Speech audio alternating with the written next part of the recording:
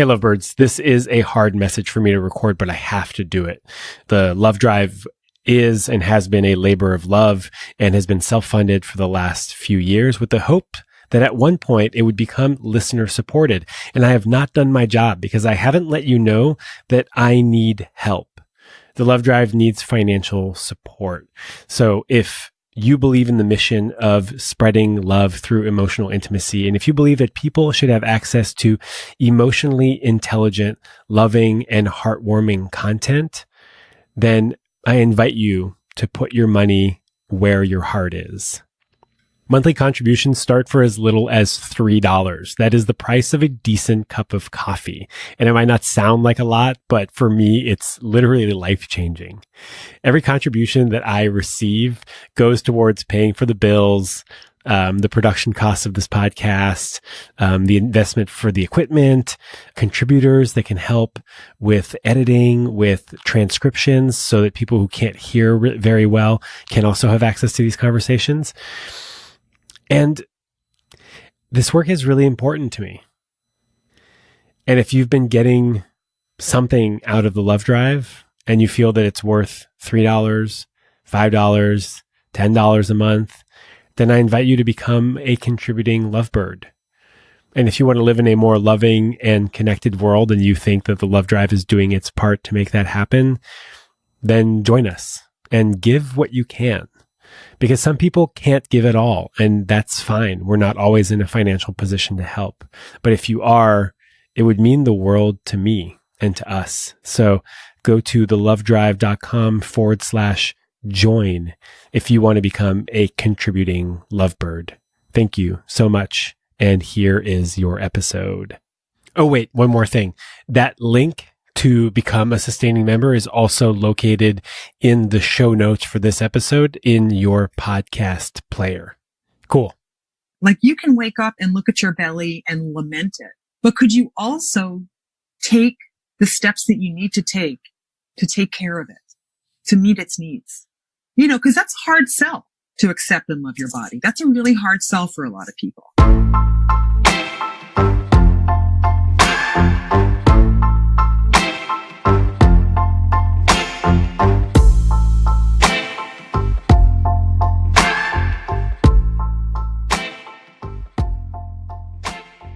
I'm so excited about this conversation with Jenna Hollenstein, who is a non-diet dietitian, meditation teacher, and the author of a book called Eat to Love, a mindful guide to transforming your relationship with food, body, and life. And I can honestly say this is the only book I have ever pre-ordered, because when I found out about it, it spoke to me on such a deep level that I had to have it. And I wasn't disappointed. If you struggle with emotional eating, or have a hard time accepting your body, or have obsessed over food, and you want to change that relationship, then you're going to get a kick out of this episode. Jenna is no nonsense, no bullshit, totally hilarious, incredibly smart.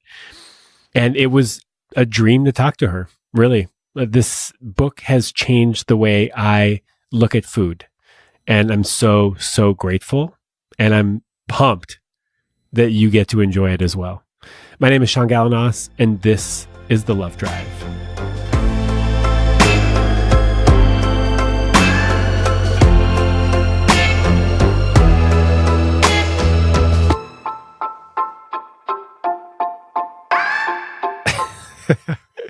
Jenna, could you please introduce yourself? I'm Jenna Hollenstein, and I'm a registered dietitian and a intuitive eating certified counselor and a meditation instructor and an author occasionally. Of a book that was just recently published?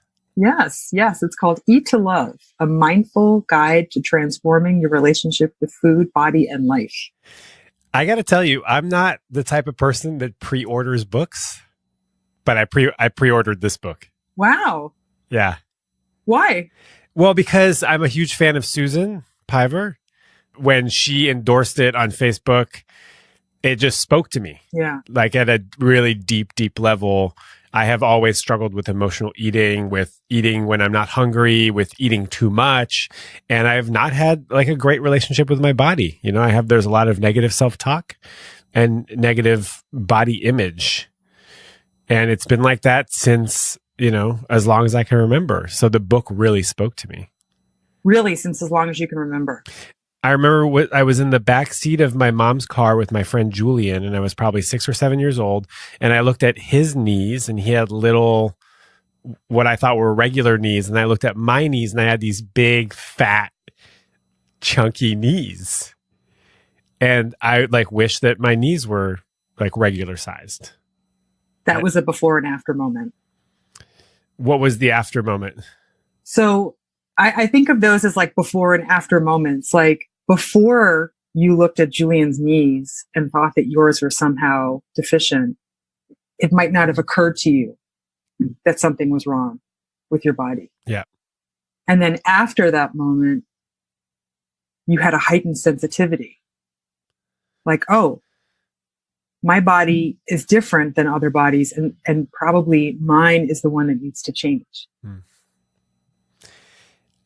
Somehow along the way, I realized as I'm like reflecting on my knees is that, you know, I squat quite a bit now, and I don't know that Julian does, you know, like, so my body has served me in ways in which Julian's body, you know, isn't as well adapted to certain activities. Right. Because bodies are different for lots of different reasons, most of which are completely out of our control.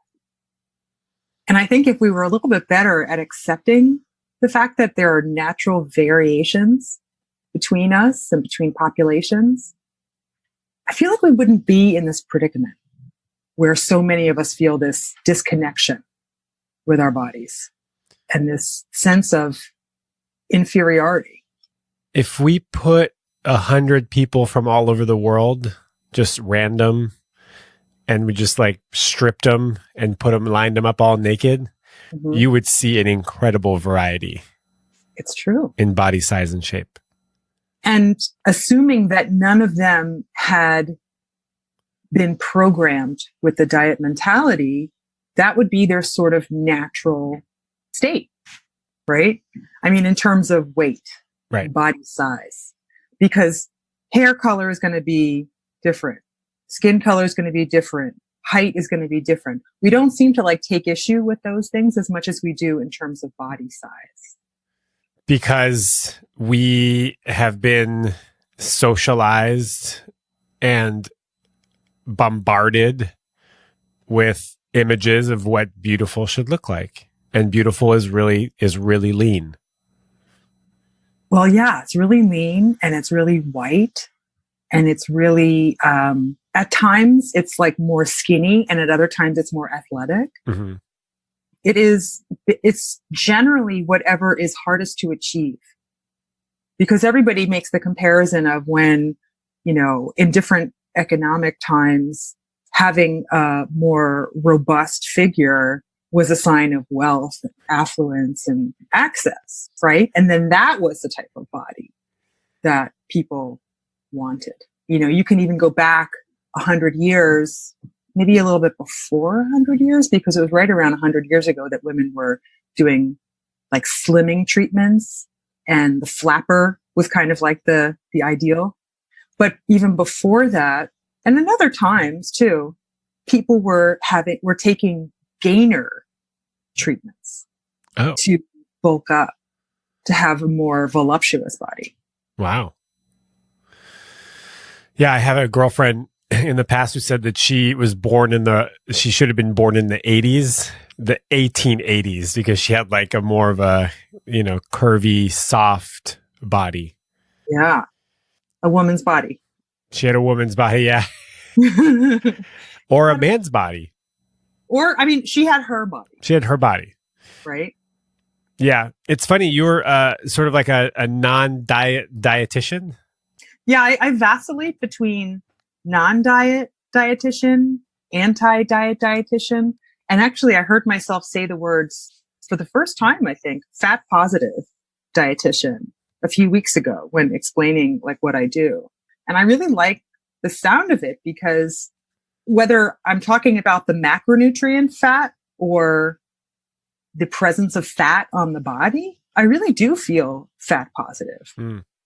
I think generally right now, fat positive means that I'm an ally to people in bigger bodies and that I can work to communicate to all of the people in in positions of influence that people in bigger bodies are perfectly capable of achieving wellness. But more importantly, they're deserving of appropriate and equitable treatment.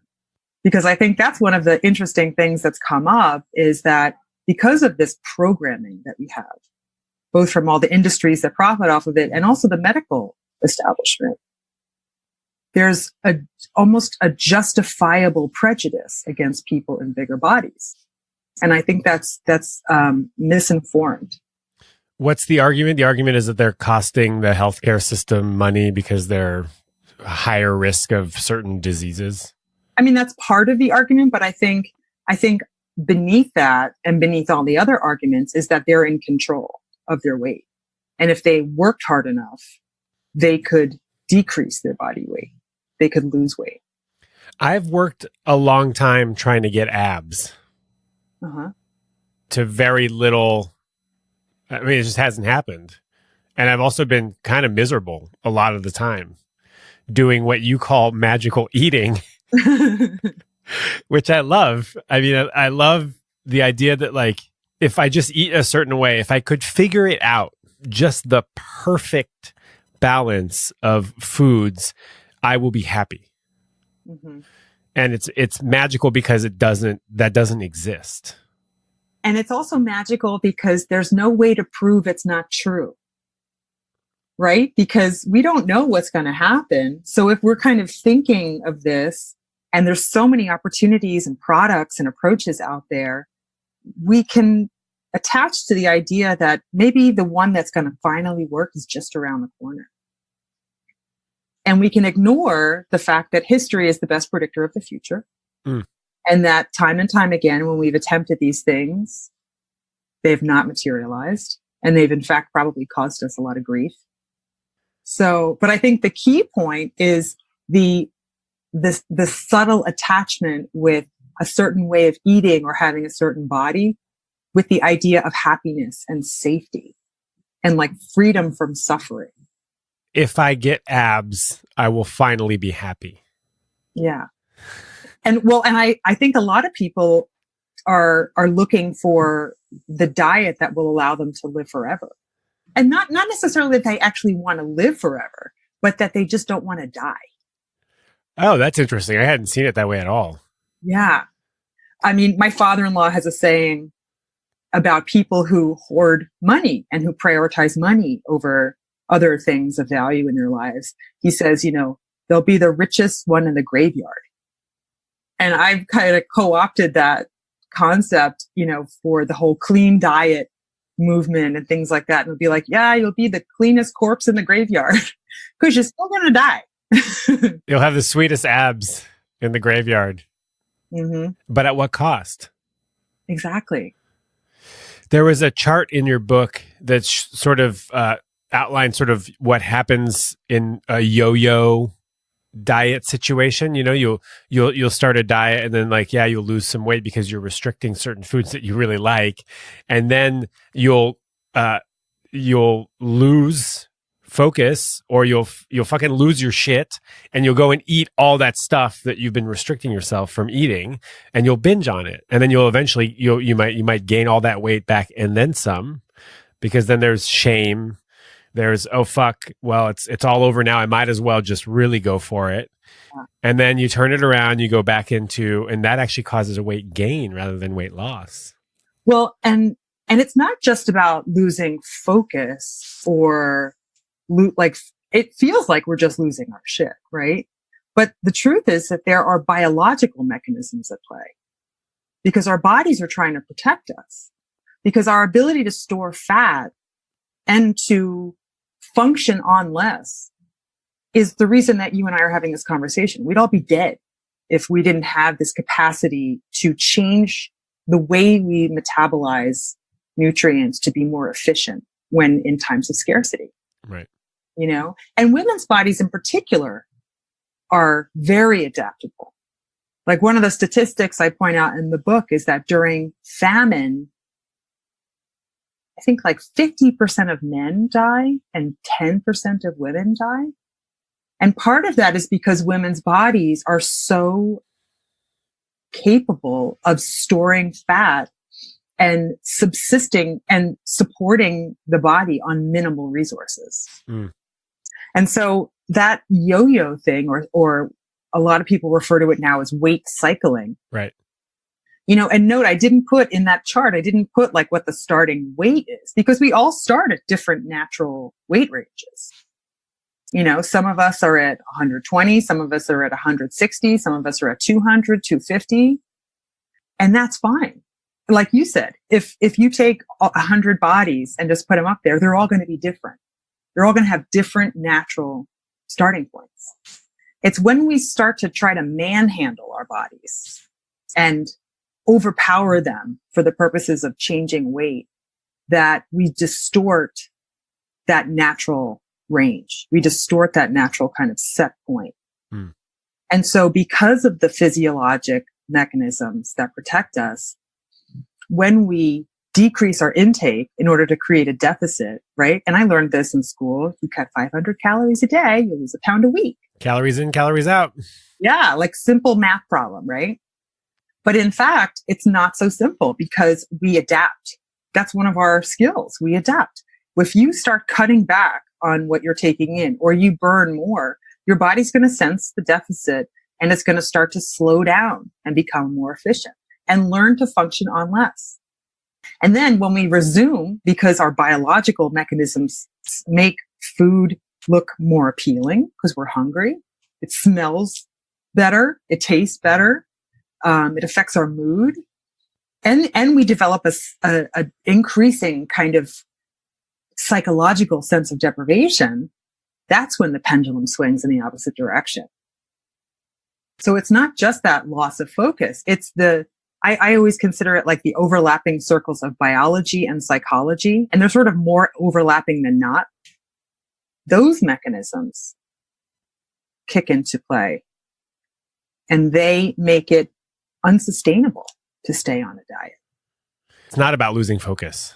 It's really like, this is in our DNA. This is how we survive. Exactly. And it's so interesting, the dynamic that we set up of fighting with our bodies when our bodies are working like crazy to just take care of us. Mm.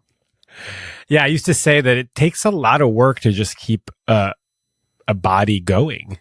Oh, it's hard to have a body sometimes. And we don't really have a choice. What choice do we have? I mean, we're so lucky also to have a body. And I think that's, so many of these little points that we're touching on are what made the marriage of this approach to eating that's very much based in intuitive eating with Buddhist philosophy such an obvious match. Like just the idea to acknowledge how lucky we are to have a human body. There's a basic teaching in Buddhist thought that says, remember the preciousness of a human birth. But that comes with difficulties too. I started this practice. I don't know if I got it from your book or from other related materials, but in the morning, instead of looking at my body and focusing on my belly and going like, come on, belly, like, why are you here? Saying like, hey, body, what's up? Like, what do you need today? Do you know what I do in the morning? Tell me. I haven't told anybody this.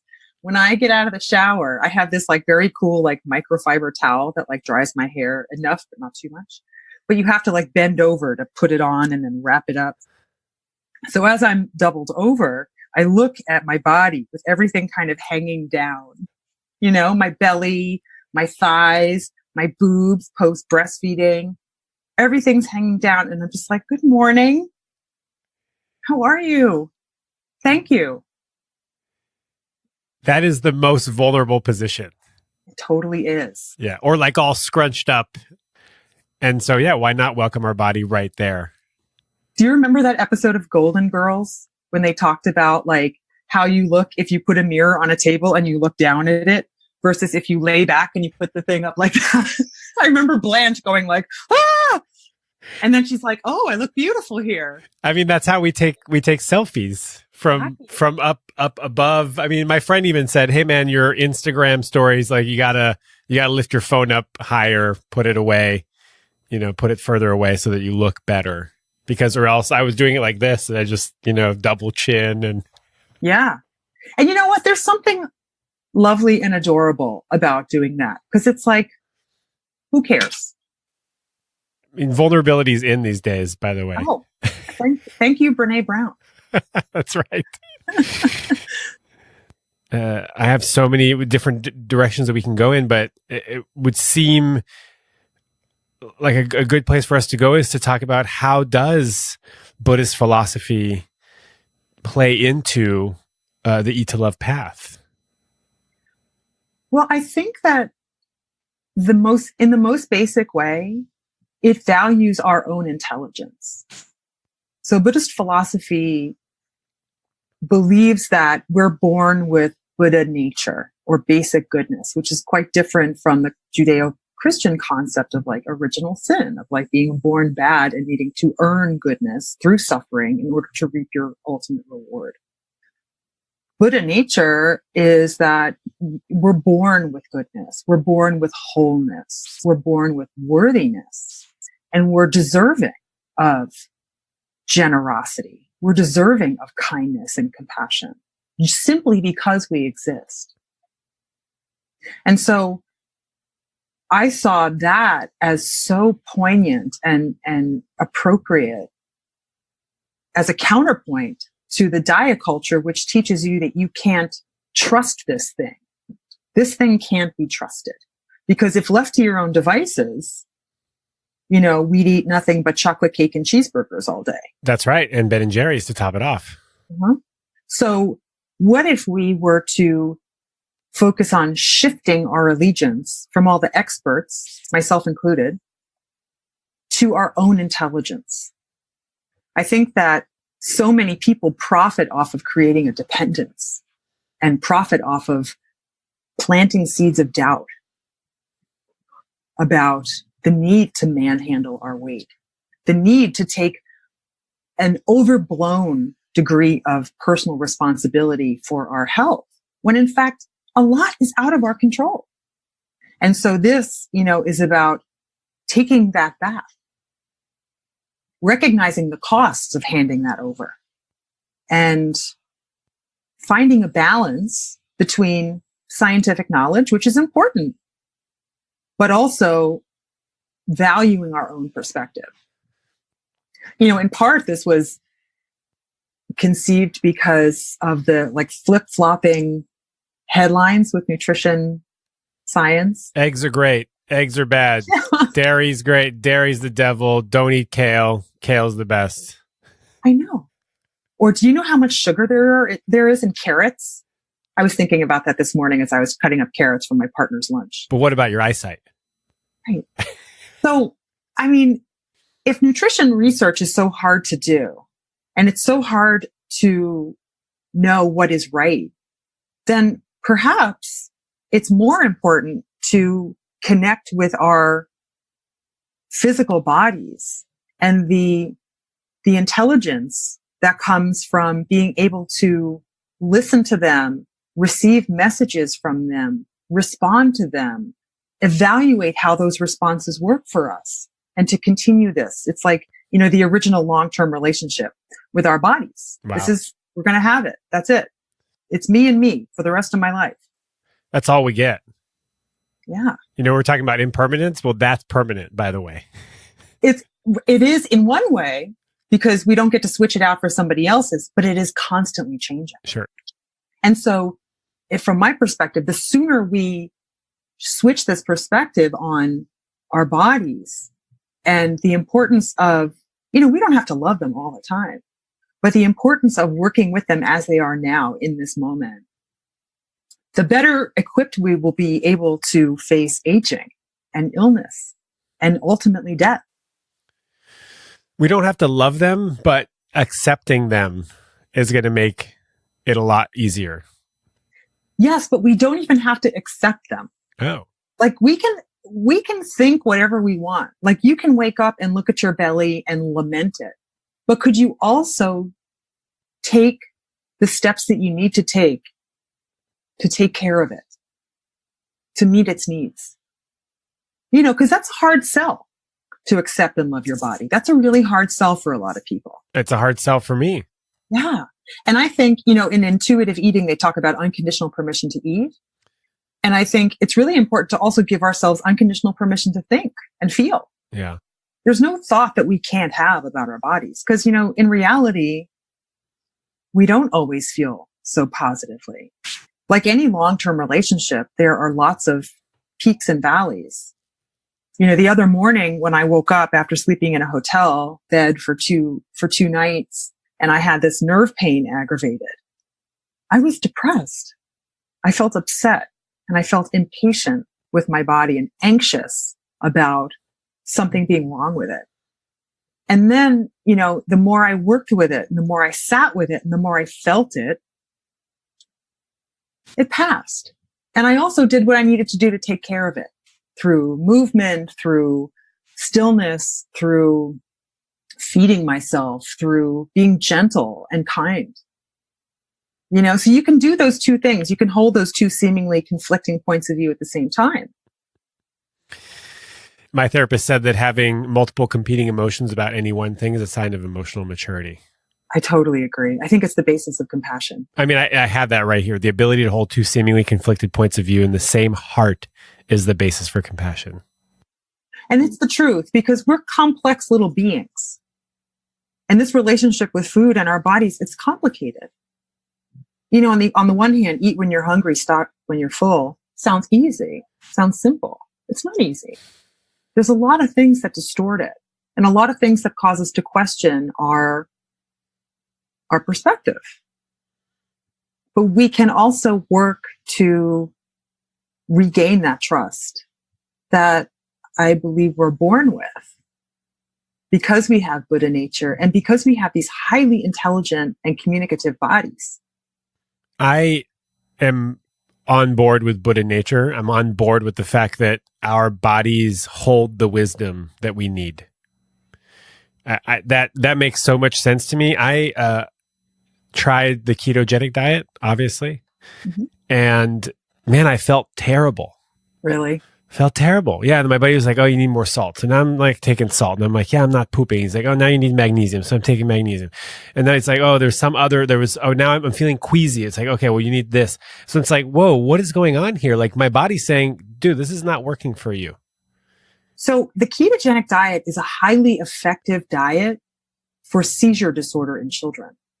And I'm not a child and I don't have seizures. Great. And I remember when I was a grad student at Tufts, at the medical center in Boston, measuring out cream and butter and cheese for kids who were having 200 seizures a day and watching their seizures go down. I mean, it was an incredibly difficult thing for the child and for their families to be deprived in this way, but it also was sort of liberating. But what we're doing with the ketogenic diet is, you know, manipulating an approach that is effective in another setting for the purposes of weight loss. And it fits so perfectly with our current hysteria over sugar. Something that's really interesting that's happened for me since I've read your book. I gave myself absolute permission, you know, and that's scary because do I really trust myself? Like, do I trust? I trust you. Yes, thank you. And that's what I got through the book. Do I trust my body to know what's right and what's wrong? And so for a couple weeks, I gave absolute permission. And I had pizzas and ice cream and I had it in the house, which I normally don't. But you know, when you have absolute permission, you also have to put in some of these other tools that you give into practice, like mindfulness and mindful eating and eating without distraction. And that was a huge That was a huge game changer for me, was just like sitting at the table and eating with nothing, no phone, no reading, no nothing, just feeling what I'm feeling. And one of the things that I did was I developed more awareness at my fullness scale. Interesting. Right? Yeah. And then I also developed awareness at like, how hungry am I? And when you have that with permission to eat whatever you want, it seems to sort of over time regulate itself. It does. It does, because you have that capacity. You have that capacity to pick up on signals that are coming from your body in real time. Yeah. Because they're not overpowered by either distractions or thoughts of, I shouldn't be eating this, I shouldn't be eating this, I shouldn't be eating this, and therefore I want it, I want it, I want it. You get to figure out now what you really like. And I enjoyed it more. When you're not berating yourself for not eating the ice cream while you're eating the ice cream, it tastes a lot better. Right?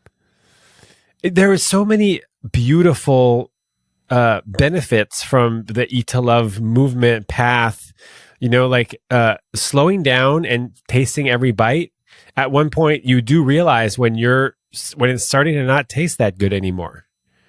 And then you could say like, okay, I think I'm actually kind of done eating, but I've never...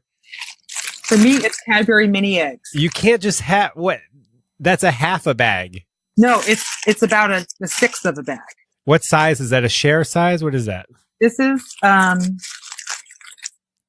10-ounce bag. I bought it on Saturday, and I've been like little by little. But a couple of times I've eaten to the point where I'm like, that last one didn't taste so good. And that's you don't have to finish the bag, right? I don't have to finish the plate. I mean, that is a foreign concept to me, that I have made a plate of food and I can leave a third of it or a fourth of it. I mean, it's like, oh, but there's only 3 more bites left. Why wouldn't I finish it? And I can set it down and I can finish it 10 minutes from now. That's the master class. That is the master class, because it doesn't matter. All of those things are external and arbitrary amounts.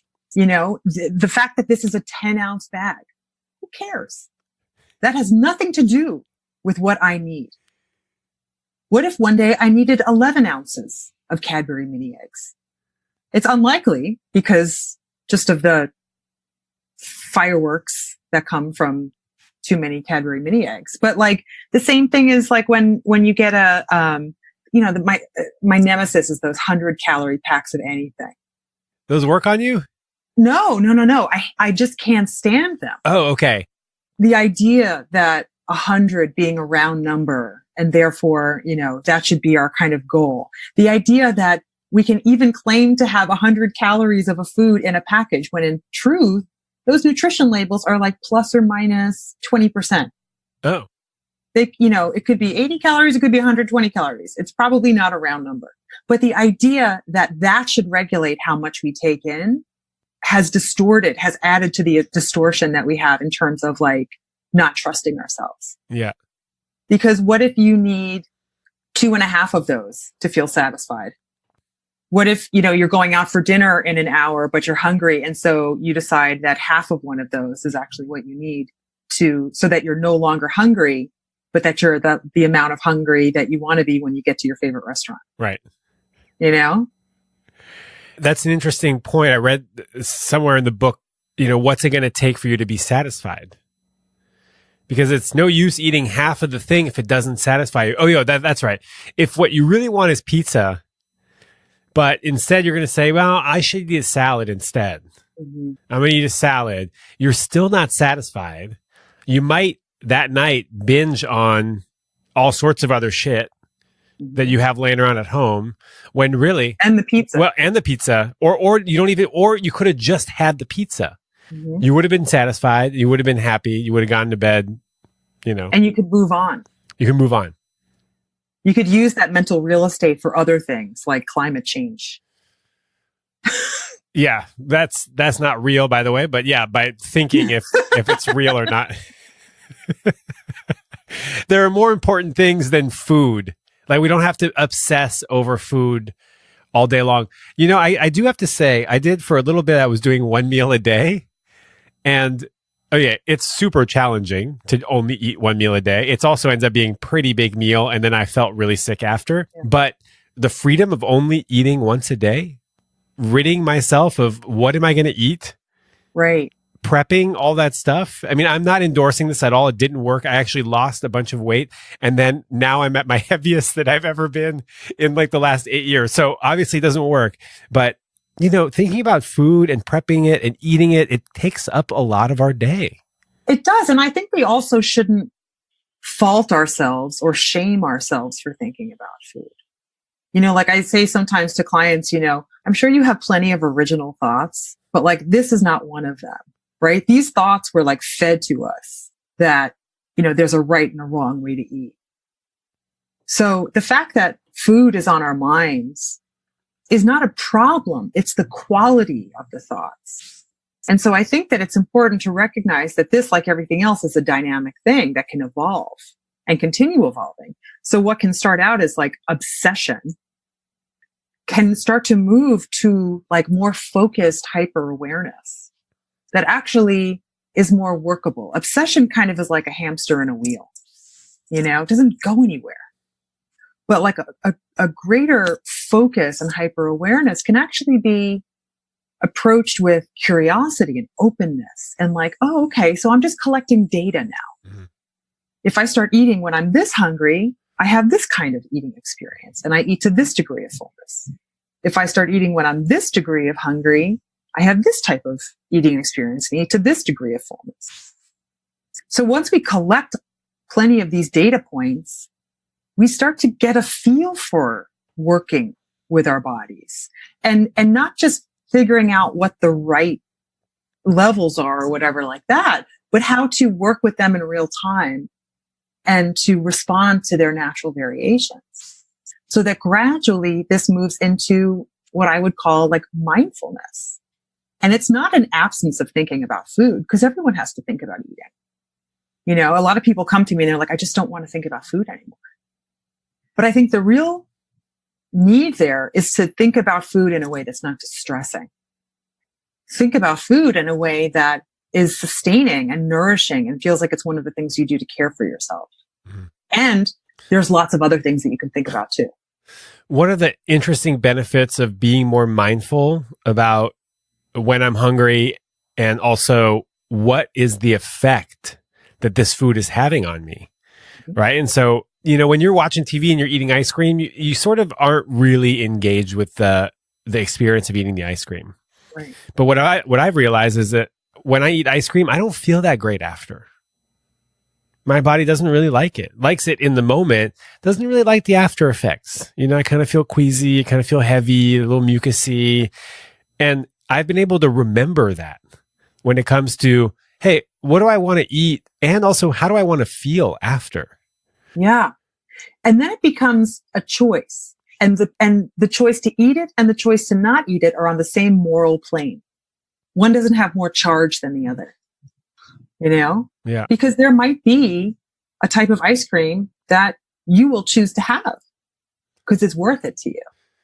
Yeah. Homemade ice cream, or maybe at a wedding, or like there's a reason why, not just sort of mindlessly grabbing the thing because I know that it's going to taste good in the meantime. Also, I know that it's going to make me feel shitty after, which is going to take my mind off of what's really happening. Mm-hmm. I've been an emotional eater for as long as I can remember. And something that really struck me in the book is, when you eat to change the way you feel, you're not actually addressing the original issue. Yeah. Right? Is why are you sad? Why are you angry? Like what's causing that? Instead, I'm just sort of masking it and saying, I'll deal with that later, but it keeps coming up. Sometimes emotional eating is the best that we can do. And I mean, when it comes down to it, in the scheme of things that we do to distract ourselves from what's actually going on, it's on the less harmful end of the spectrum. Sure. But if we're in a position to look more closely at it, if it feels safe, because there's a lot of really scary reasons that people are better off using food than dealing with the underlying stuff. I mean, trauma is very widespread. And looking directly at our discomfort can be really, really destabilizing for us. And food is comforting and soothing and grounding in some ways. I want to just acknowledge that. Even the things that we do that we consider the most dysfunctional are really born out of a desire to just feel okay. And we don't really learn skills for moving toward discomfort in our culture. We're sort of told to cheer up and look on the bright side, and it's not that bad. And stop crying, little boy. It's no wonder that we do these things. It's no wonder that we go for that quick fix that meets a lot of different needs. Yeah. But if we're in a position where we can look at it, or we have a sense that this too is costing us somehow, then yeah, it can be really interesting to start to pay attention to what is really asking for attention. I mean, it sounds like food is the original soother, right? Baby's crying. No. You give it food, you give it the boob, and it stops crying, right? And so it's not. Well, hunger is the real reason it's crying. Ah. But if the baby is sick or wet or in pain, then feeding is not going to help. Mm. There are some forms, I guess, of discomfort in which feeding would soothe, and it's not exactly hunger. But it's important to notice that there are a lot of different needs that we have. And for some of us, a lot of us, I would say, it's almost like approaching a baby. How do I translate this cry? What does this mean? What do you really need? And we have to start that dialogue with our bodies, which are connected to our minds and our hearts. You know, there's no separation there. Where do we start? Other than buying your book, obviously. I mean, I always think it's easier to start with biology. So when it comes to deepening our sensitivity to interoceptive awareness, that like ability to pick up on signals that are happening in real time in our bodies, I start with hunger, because of all of the things that we can experience in our bodies, that can be on the lesser end of provocative. Fullness can be harder to connect with. Right. Physical manifestations of emotions can be really hard. But just starting to recognize that you're able to detect what's happening in your body the moment it's happening starts to, again, build that collection of data. Build that trust. It also has the effect of helping you eat more regularly, which stabilizes you physically, which has the effect of somewhat stabilizing you emotionally, psychologically. Right. That makes it a little easier to start to pay attention to the other things. And when you recognize when you're hungry and what that feels like in all its different gradients, you also start to notice when those sensations are absent. So when those sensations are absent and you find yourself wanting to eat, then you have another kind of set of questions you can start to ask yourself. Well, what's going on here? I'm not hungry, but I want to eat. Is food really what I need right now? I can always eat. There's no judgment around it if I have unconditional permission to eat, right? But maybe it's worth my time and effort to spend a little time with this and see what's really going on. I find there's one teaching in particular that I really love, and it's probably the origin of the idea for the book. And it's this little saying, 3 objects, 3 poisons, 3 seeds of virtue. And it's this idea that a lot of the ways in which we change how we're feeling in the moment, you alluded to this earlier, are based on either grasping after pleasure or pushing away discomfort. We're kind of like numbing out to things that we don't care about or don't want to look at. When you notice that you're having that desire to eat in the absence of hunger, you can ask yourself, am I sort of trying to hold on to something pleasurable? Am I grasping onto pleasure? As in the case of a party that I don't want to end, kind of a thing, as it's naturally dissolving and the lights are getting switched on and everybody's leaving. Or am I pushing away something that is uncomfortable to me and trying to replace it with something that I deem pleasurable? Or am I sort of numbing out everything? Yeah. Well, yeah, sometimes we numb out by like bombarding our senses. So like Netflix and iPad and phone and Chunky Monkey. Fish food. Yeah. Right, because the textural stuff. Yeah, not Chunky Monkey. I don't like banana flavored anything other than bananas. Okay. Wait, is it banana? It is banana flavored, right?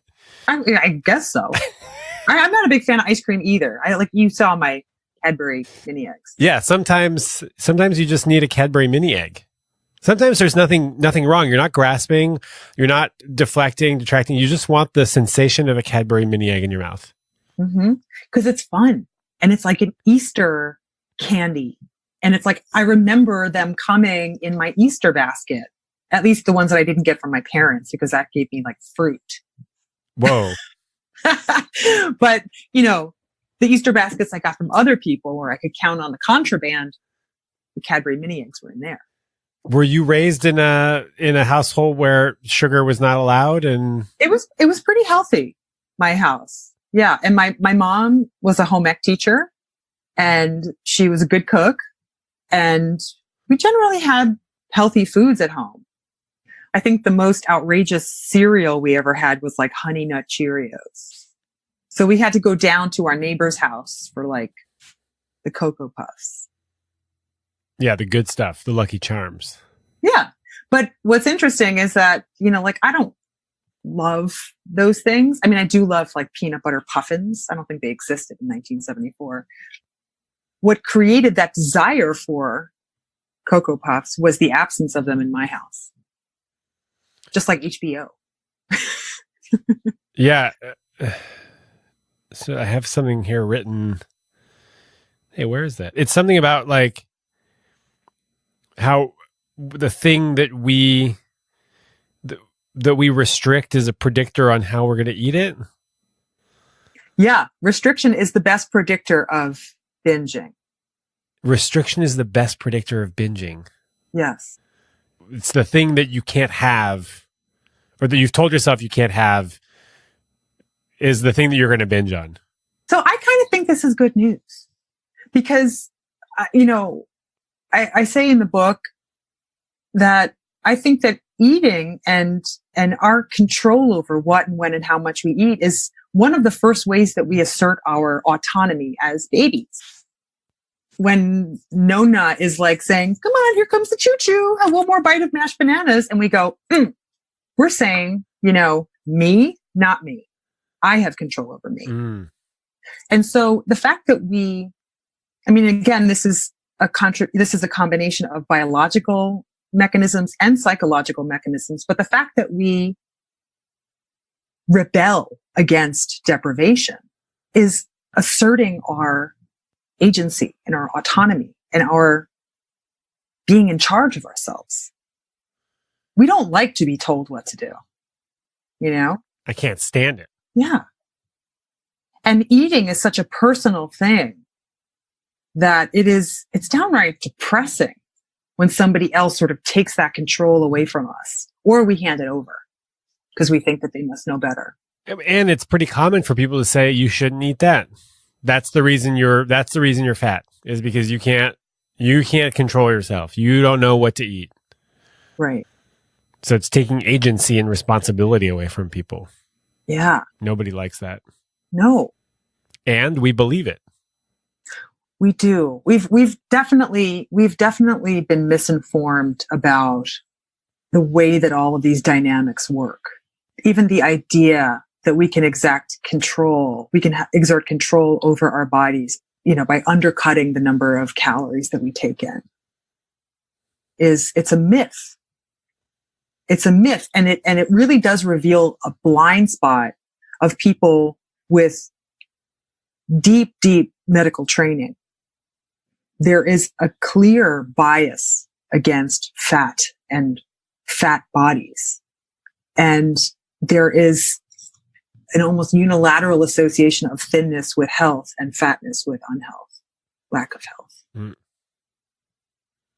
I think one of the best books on this is Body Respect by Linda Bacon. It's in the list of resources at the end of the book, my book. And, she really breaks down this data. And even like on her website, there's a lot of wonderful resources that reorient us and that reveal the biases that have shaped our perception of food and eating and diets and weight and fat. Because no amount of data showing that thin does not automatically equate with health and fat does not equate with a lack of health, right, will dissuade them from telling people to lose weight. It's just like the studies that fail to show that losing weight in and of itself increases wellness. And yet the conclusions still are people should still probably lose weight and maintain a healthy weight. It's probably healthier for you to do so. Yeah. Okay. So where do we go from here? The good news is, I think if we make a connection with this approach, whether it's the intuitive eating approach, the eat to love approach with meditation as the foundation for connecting with the body, then we don't have to look for anything else for the rest of our lives. I mean, I talk about ways to engage with the path and how obstacles that come up are not proof that this doesn't work for you, but instead necessary teachers. And so I think if this speaks to you, if you're listening to this and this speaks to you, it's worth exploring and opening yourself up to the possibility that there's nothing wrong with you. That's a beautiful message that's really important for people to hear. Each of you is perfect just the way you are, and you could still use a little improvement. Well, and those were the words of Suzuki Roshi. Right. And I think they're so beautiful. This idea that you have this Buddha nature. You are good. You are basically good. And when you accept that, then you can actually work to continue to, improve your relationship with your body, your relationship with your community, your ability to see what's happening in real time and engage with it. It's only when you accept that you can change. I mean, we all want to grow. Yeah. I think most of us do. It's part of the path. I mean, you don't really want to stay stagnant your whole life. We want to have better relationships. We want to have better capacity or more capacity to love. We want to accept our bodies. We want to love other people. We want to do engaging work. But we can start with the foundation of we are perfect right here, right now. Yeah. And there's always little tweaks. Right. But it's also important to kind of notice, like, that doesn't sell shakes or shake weights to think, I'm fine just as I am, So there are lots of people who profit off of us not thinking that we're okay just as we are. It's true. Yeah. If we truly believe that, then there's no reason to go and buy into magical eating diet culture. That's right. I think it's Gail Dines. She's a professor of she teaches about pornography and feminism.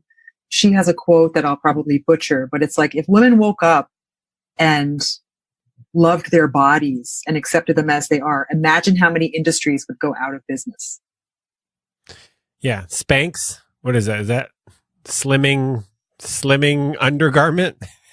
Made by a woman. Made by a woman. Yeah. Made by a woman. That's just one of many industries that would crumple. Yeah. And it's an example of the internalization of this need to continually refine, polish the crystal of our bodies for the viewing pleasure of others that we then turn on ourselves.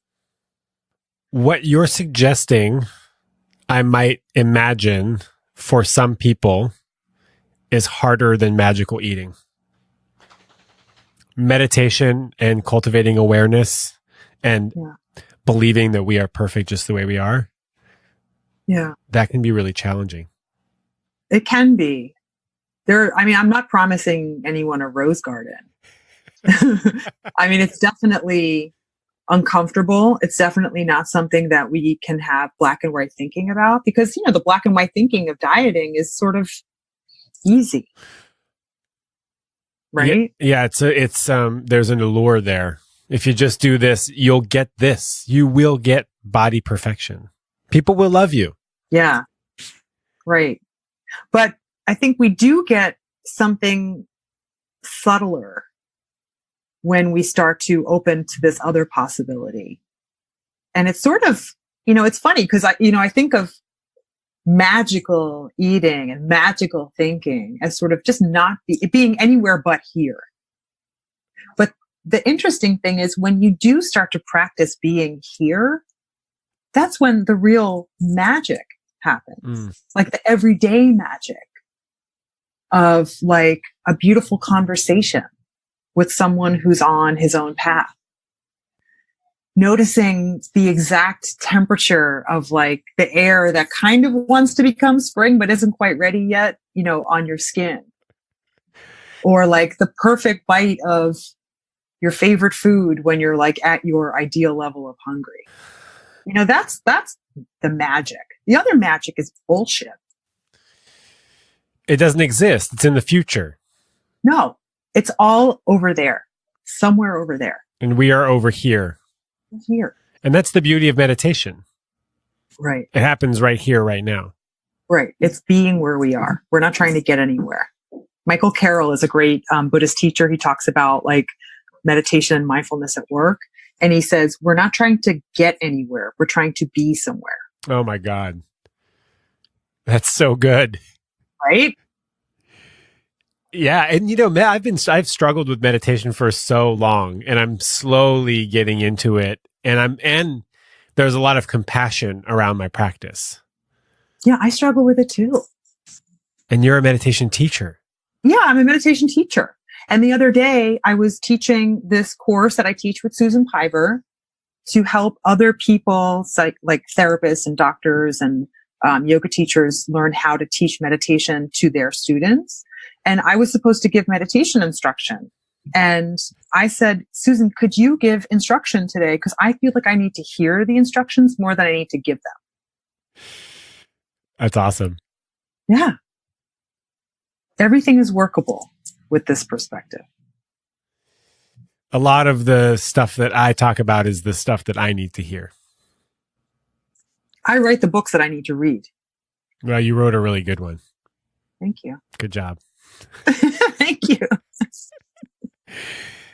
Is there anything that we didn't touch on? I mean, obviously there's so much. I had to stop writing notes because you wanted to like discuss so many different things. Yeah, because I wanted to be able to have a conversation that wasn't just like rapid firing like 40,000 questions at you. I really, really connected with it. And I do want to mention that the book was sort of written, it was written to women. Mm-hmm. And I got a lot out of it. Yeah. Yeah, I've heard from a number of men who really connected with it. Because I do think that the messages, the teachings, obviously the Buddhist teachings are universal. Right. The way that magical eating is sold is particularly icky for women. But I do think also that men are more and more becoming the victims and the targets of this. I mean, just look at Marky Mark in a Calvin Klein ad in New York. Yeah. Like, come on. That's the ideal. Right. And that's there's a lot of magic happening there. Right. There's a lot of magic happening there. And I'm just a regular guy. Mm-hmm. And we're just regular people. We're just trying to live our lives. We're trying to be happy. And so is Marky Mark. And so is the Victoria's Secret model in the 20-foot window around the corner from my office. Even Marky Mark doesn't look the way he does in that 20-foot billboard. Well, not anymore. Hey, we're all getting older. Well, that's true. Yeah. There's one of the universal truths. Mm-hmm. That we're all getting older and that everything changes. Yeah. So the sooner we get with the program the better. Which is the right here, right now. Not the future Sean with abs. Mm-mm. The Sean that has like a lovely body. Mm-hmm. And whose body is an instrument to do the things that he cares about. Mm. Not an object to be chiseled to perfection. I can get behind that message. Yeah. I think that's a beautiful place to end. Yeah. Just one more final question. I'm just kind of curious what love means to you. It's a bit of a curveball, but. Yeah. I mean, I saw a quote today that someone had posted from Mr. Rogers, and it was about the active aspect of love. Yep. That's not this static thing, and it's not a noun. It's, it's more active, and that it's about accepting someone as they are, including ourselves, allowing them to be who they are, which is also always changing. Yeah, it's not easy. Someone said actually recently, love is easy. It's loving personalities that is hard. Yeah. Well, and I had an ex once that said, human beings are little machines for creating conflict. Yep. And I think that's true. And I think once we kind of realize that we disappoint one another and we experience pain and we cause pain, then we can kind of work with it. Yeah, I just came back from Kripalu this weekend. Oh. Yeah. What have you been? I've never been to Kripalu. Oh, you got to go. Yeah. You got to do a workshop there, and then I'll come in and attend it. Okay. Okay. Yeah, no problem. It was Jason Gaddis, who is the founder of the relationship school, and the workshop was on turning relationship conflict into love. And one of the takeaways was accept the fact that there will be conflict in your life and in your relationship forever. Yep. Cool. Now that you've accepted it, you can learn how to work with it. Right. Yeah. And I think that goes for our relationship with our bodies too. There's going to be conflict. There's going to be difficulty. There's going to be pain. There's going to be negativity. And if we can accept that, then we can get on with our lives and we can continue to engage with ourselves. And we can focus on climate change.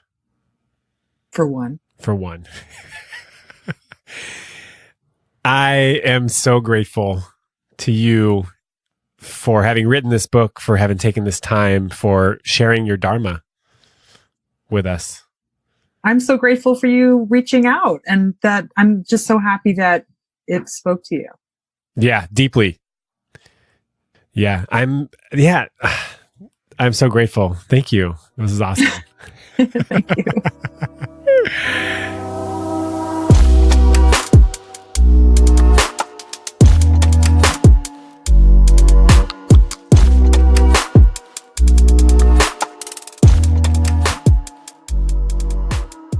Okay, first of all, I realized that I forgot to ask Jenna where we could find her. So you can find her at eattolove.com. That's EAT, the number 2, love.com. Eattolove.com. You got that? And you can find her book online where you normally find books online. Thank you, everybody, so much for spending this hour with me. I know your time is incredibly valuable, and it means the world to me that you have chosen to spend 1 hour of it with me listening to people talk about love. God damn it, isn't that awesome? You can find out more about me or The Love Drive at thelovedrive.com. You can support The Love Drive financially by going to thelovedrive.com/join. And you can find me on Instagram. Every Friday, I do free love advice in the stories. Didn't do it last Friday. Definitely going to do it this Friday. Thank you so much. Bye-bye.